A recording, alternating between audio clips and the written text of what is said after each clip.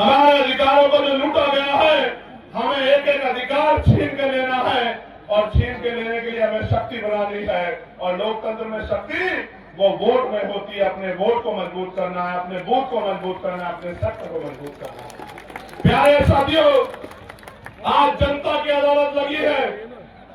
जनता की अदालत, और जनता की अदालत में फैसला होना है और इसका मौका 2027 में आएगा। बेसब्री से इंतजार है मुझे कि आप अपनी गुलामी की बेड़ियां काटने के लिए किस तरह का प्रयास करोगे, ये बताने के लिए मैं आज आपके पास आया। प्यारे साथियों, मेरी बात पे गौर करो। कब तक बेबसी, लाचारी, गरीबी, बीमारी, परेशानियों की जिंदगी जियोगे? एक समय था कि देश आजाद नहीं था, तमाम तरह के व्यवधान थे, तमाम तरह के जो है आपके ऊपर बंदी से लगाई गई थी। लेकिन बाबा साहब अम्बेडकर ने, मैं इस कहानी को इसलिए कह रहा हूं कि आपको, मेरी नौजवान पीढ़ी को पता लगे कि बाबा साहब अम्बेडकर ने अपने 4-4 बच्चे कुर्बान किए और कैसा समय बिताया। गौर से सुनो, ये जो अगली 10 मिनट है, ये आपके दिल पे ऐसी छाप छोड़ेगी कि आपको पता रहेगा बाबा साहब ने हमारे लिए क्या किया है। प्यारे साथियों, इस देश में जिसके पास वोट का अधिकार नहीं है, वो किसी संवैधानिक पद पे नहीं जा सकता है। मेरी बात को आप याद रखना। सिर्फ संवैधानिक पद पे नहीं जा सकता है, उसकी सुनवाई भी कहीं नहीं होगी। इस देश में 1917 से पहले 3% लोग वोट का अधिकार रखते थे। कितने परसेंट लोग? जोर से बताओ, जोर से बताओ। 3% लोग। फिर मोंटेगो चेमफोर्ड सुधार समिति बनी, उसने कुछ नए प्रावधान जोड़े, अमेंडमेंट किया कि वोट का अधिकार बढ़ना चाहिए, तो फिर नए लोगों को वोट का अधिकार मिला। किनको? जो पढ़े लिखे हैं बहुत, किनको? जो बहुत पैसे वाले हैं, किनको? जो जमींदार हैं, किनको? जो लगान देते हैं, किनको? जो व्यापारी है। और आप गरीब समाज उसमें नहीं था। फिर 15% लोगों को वोट का अधिकार हो गया। और आपको जान के बड़ा अचरज होगा कि जो आज आपके मसीहा बनते हैं धर्म के नाम पे, जो नारा लगाते हैं हिंदू हिंदू भाई भाई, जो नारा लगाते हैं जात पात की करो विदाई, एक आदमी नहीं था कि दलित पिछड़ों आदिवासियों को वोट का अधिकार मिल जाए। मैं आपको बताना चाहता हूं कि 1919 से पहले गरीब दलित पिछड़ी महिलाओं को तो छोड़ दीजिए, आदिवासी महिलाओं को छोड़ दीजिए, सामान्य जाति की एक भी महिला को वोट देने का अधिकार भारत के अंदर नहीं था। उन 15% वोटर में एक भी दलित पिछड़ा आदिवासी नहीं था। 1928 में, मैं अपने नेताओं को भी बता रहा हूं कि वो भी गौर से सुने, 1928 में बाबा साहब अम्बेडकर ने बहिष्कार धिक्कारणी महासभा के उसके बैनर तले मेमोरेंडम दिया ब्रिटिश काउंसिल को और कहा कि ये लोकतंत्र नहीं है, ये तो धनतंत्र है, पूंजीपतियों का, मनुवादियों का, सामंतवादियों का गठजोड़ है। आज भी हमारे लोगों को वोट का अधिकार नहीं है। आपको भारत के हालात का नहीं पता है। जब पूरी बात मेमोरेंडम में कही, उस मेमोरेंडम की जांच करने के लिए साइमन कमीशन भारत आया। जब साइमन कमीशन ने यहाँ की हिस्ट्री को देखा, यहाँ के हालात को देखा, यहाँ के लोगों से बात की, तो फिर 3 गोलमेज सम्मेलन हुए। उन 3 गोलमेज सम्मेलन में बाबा साहब अम्बेडकर ने हम लोगों का प्रतिनिधित्व किया और बाबा साहब अम्बेडकर को कम्युनल अवार्ड मिला। जब बाबा साहब को कम्युनल अवार्ड मिला तो गांधी जी ने इलाहाबाद जेल में आंदोलन कर दिया और फिर 24 सितंबर 1932 में पूना पैक्ट हुआ, हमारे अधिकार छीन लिए गए। बाबा साहब ने तो ये कहा कि मैं एक फल लेकर आया था अपने गरीब समाज के लिए, इन मनुवादियों ने उस फल को छीन लिया, उसके छीन के मेरे मुंह पे मार दिया, जिसको आरक्षण का दाना दिया जाता है।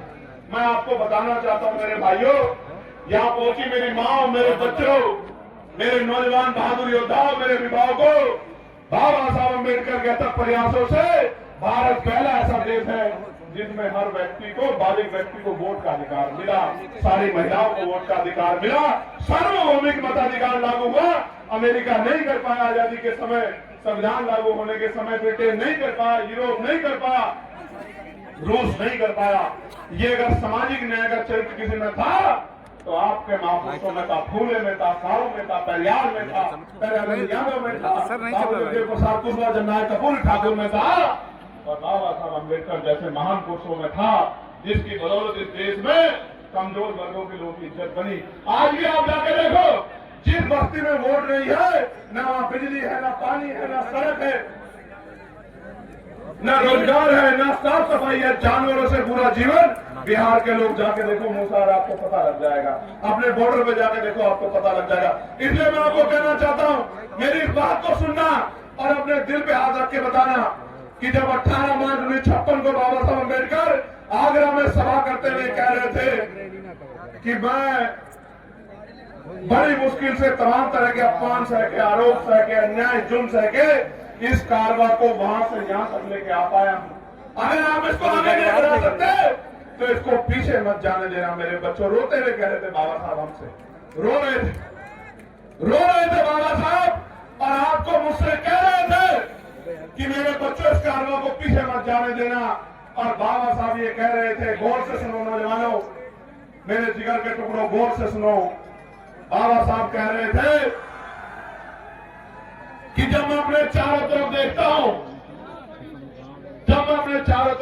एक भी नौजवान ऐसा दिखाई नहीं देता जो इस आंदोलन रूपी तंबू का तंबू बन के इस आंदोलन को आगे बढ़ा। बाबा साहब कह रहे थे जैसे एक बम्बू के ऊपर बहुत टेंटों का बोझ होता है, इस तरह से मैं बहुत सारे बोझ को झेल रहा हूं।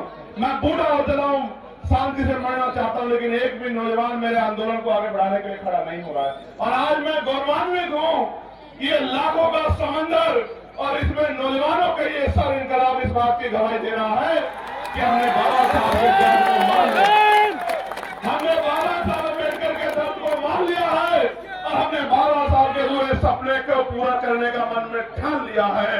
अब इस लड़ाई को कोई नहीं रोक सकता, क्योंकि कहा गया है कि संघर्षों के साय में घनघोर जवानी पलती है और इतिहास उधर झुक जाता है।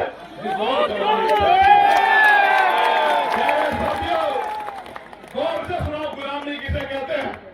गुलामी ये है कि जब आप हार मान जाओ, गिरना गुलामी नहीं होता, फेल होना गुलामी नहीं होता, लेकिन जब आपके अंदर ये बात बैठ जाए कि आप जीत नहीं सकते, उसको गुलामी कहते हैं। 4 दिन पहले बदायूं में एक नौजवान 3 मुस्लिम बुजुर्गों, 2 मुस्लिम बुजुर्गों, एक नौजवान को पीट रहा था। वो 3 लोग चाहते हैं तो उसका बंदर बना देते पीट के, लेकिन गुलामी इस बात को कहते हैं कि वो 3 लोग हिम्मत नहीं जुटा पाए और बिना किसी अपराध के पिटते रहे, बेइज्जत होते रहे, इसको गुलामी कहते हैं।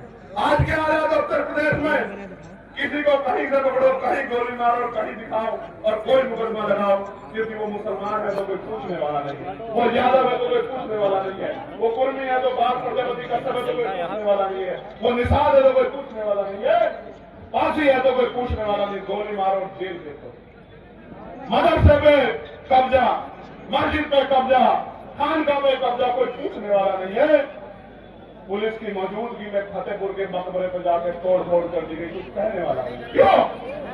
क्योंकि सबको डर लगता है कि कहीं ये भीड़ आपकी जान ना ले ले। और एक बहुत बड़े महापुरुष ने कहा था कि कुछ लोग सिर्फ इस वजह से नहीं लड़े कहीं वो मर ना जाए, जबकि सच ये है कि एक दिन सबको मरना है। जिस दिन मौत आएगी कोई बचा नहीं पाएगा, कोई रोक नहीं पाएगा। इसलिए मैं आपको कहना चाहता हूं और मैं आपसे पूछना चाहता हूं, क्या आप यहां से जाके काम करोगे नहीं करोगे? बताओ मुझे, क्या करना है आपको पता है नहीं पता है? मैं आपको बताता हूं क्या करना। आज जब मैं अपनी बात को कह के यहां से जाऊंगा तो मेरे बाद पैसे वाले लोग, आवाज आ रही है? आवाज हाथ खड़ा करना, अब नीचे करो। जब मैं अपनी बात करके आज यहां से जाऊंगा, मेरे बाद पैसे वाले सक्रिय हो जाएंगे, आपके घरों पे आएंगे, चुनाव का समय आएगा, कहेंगे पैसा ले लो, साड़ी ले लो, मिठाई ले लो, शराब ले लो।